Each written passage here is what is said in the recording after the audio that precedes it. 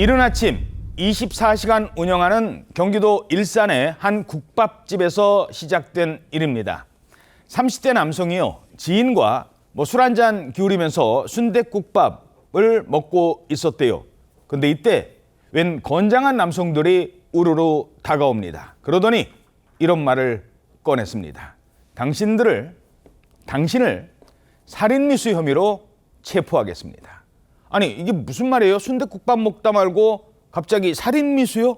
예, 그 경기도 고양의 일산의 한 국밥집에 아침 7시 30분경에 한 그 30대 남성이 지인과 함께 손님으로 온 거예요. 아침 굉장히 이른 시간이죠. 7시 30분 정도면. 예. 근데 이른 시간에도 보통 이제 국밥집에서 국밥하고 소주 한잔 하시는 분들 많잖아요. 그렇죠. 그런 손님인가 했었는데 그때 갑자기 건장한 남성들이 들이닥쳤습니다. 그러더니 그 30대 남성이 빨간 옷을 입은 남성이거든요. 예. 저 남성을 건장한 남성들이 체포한 거예요. 저 건장한 남성은 들어온 남성들이 바로 사복 차림의 경찰이었습니다. 어허. 30대 남성은 이미 술에 취한 상태였는데 경찰이 저 빨간 옷 남성한테 살인미수 혐의로 체포한다라고 한 거예요. 갑자기 살인미수라는 단어가 등장했는데 이게 어떻게 된 거냐면 저 일이 있었을 때로부터 약 4시간 반쯤 전에 근처에 있는 한 노래방에서 살인미수 사건이 있었는데 저 빨간 옷을 입은 남성이 바로 그 범인이라고 하는 겁니다. 어허, 저 전에 노래방에서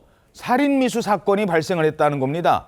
대체 무슨 일이 있었던 건데요? 네, 30대 남성이 그날 새벽에요. 근처 노래방에서 혼자 술을 마셨다고 합니다. 이게 술이 판매하는 그런 유흥주점으로 이제 등록이 된 그런 노래방으로 보이는데, 그리고 얼마 뒤 노래방 후문으로요, 이 대형 승합차가 등장을 합니다. 사복 차림의 경찰관들이었는데 이 경찰관들은 노래방으로 들어갔다가 다시 차로 뛰어 돌아옵니다. 그리고는 일대를 샅샅이 수색하기 시작하는데요. 노래방 안에서 무슨 일이 있었냐? 새벽 3시쯤에 술을 마시던 30대 남성이 70대 여주인을 술병 등의 둔기로 폭행을 했습니다. 범행에 사용한 도구가 심하게 망가질 정도로 폭행 정도가 심했던 것으로 보였고요. 당시 남성이 노래방 여주인을 폭행한 뒤에 여성의 휴대전화로 또 다른 여성 지인에게 전화를 걸었습니다. 이를 수상하게 여긴 지인이 바로 신고를 해서 경찰이 출동했던 겁니다. 경찰이 현장에 출동했을 때 남성은 이미 현장을 떠난 상황이었고요. 피해자인 70대 여성은 이제 크게 다쳤고 지금 회복 상태라고 하는데 아직도 위독한 상황이라고 합니다. 피해자는 70대 여성입니다. 가해자는 30대 남성. 70대 여성을 생명이 위독할 정도로 폭행을 하고 달아났습니다. 대체 왜 이런 일을 저질렀을까요? 출동한 경찰의 설명 들어보시죠. 네, 혼자 갔어요.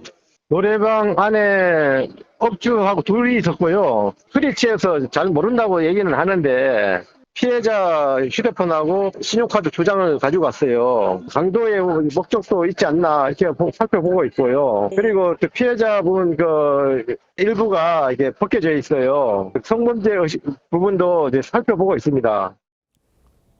성범죄요? 지금 30대 남성이 70대 여성을 상대로 범행을 저질렀는데 폭행인 줄 알았는데 살인미수인 줄 알았는데 성범죄 여부도 조사 중이에요? 안타깝지만 그렇습니다. 당시 노래방에는 이 70대 여성 노래방 주인과 이 가해자 범인 30대 남성 단 둘뿐이었습니다.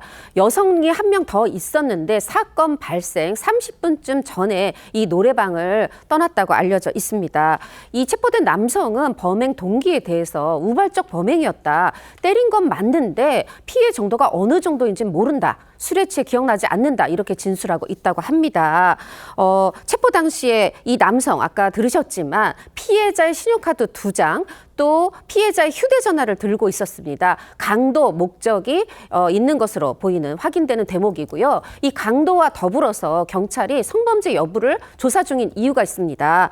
이 피해자의 옷 일부가 탈의돼 있었기 때문에 성범죄 여부도 함께 조사 중입니다.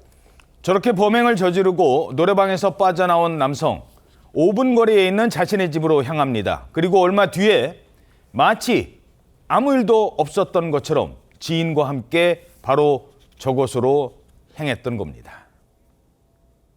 범죄 발생지에서 한 3km 떨어져 있는 식당에서 밥을 먹고 있는 걸 우리가 검거를 한 겁니다. 순대 국밥입니다. 지인이 한 명 있었어요. 술이 많이 취해 있는 상태였습니다. 예. 범죄 발생 이후부터 체포시까지 한 4시간 공백이 있습니다. 그 시간 동안 어디 이렇게 돌아다녔는지 동선 따라 CCTV 조사 중에 있습니다. 아니, 술에 취해 있던 것도 아니고 잠들어 있었던 것도 아니고 겁을 먹고 있었던 것도 아니고 살인 미수를 저지른 후에 다른 음식도 아니고 순댓국밥이요? 그게 넘어갑니까? 이 남성은 범행 후에 노래방에서 나와서 5분 거리에 있는 자신의 집으로 향합니다. 집에서 옷을 갈아입고 다시 나오는데 지인을 불러서 이 국밥집으로 향했고 여기서 순댓국에 소주 한 잔 기울이면서 아무 일도 없었던 듯 시간을 보냈던 것입니다. 사실 곧바로 근처에서 검거될 것이라는 사실 망각한 현실감이 결여된 것으로 보이는데 간혹 일부 피의자의 경우에는 범행을 저지른 이후에 마치 정상적인 큰 업무를 수행한 이후에 쉬는 것처럼 아무 일 없었던 듯 행동하는 경우가 있습니다. 일반인의 사고방식과는 크게 다른 것입니다. 이 폭행 사건이 벌어진 게 새벽 3시경으로 추정되는데 검거된 시각이 7시 30분입니다. 이 4시간 30분 사이에 이 남성이 자신의 집 외에 또 다른 곳에 들른 적은 없는지 전반적인 경로를 경찰이 조사 중입니다.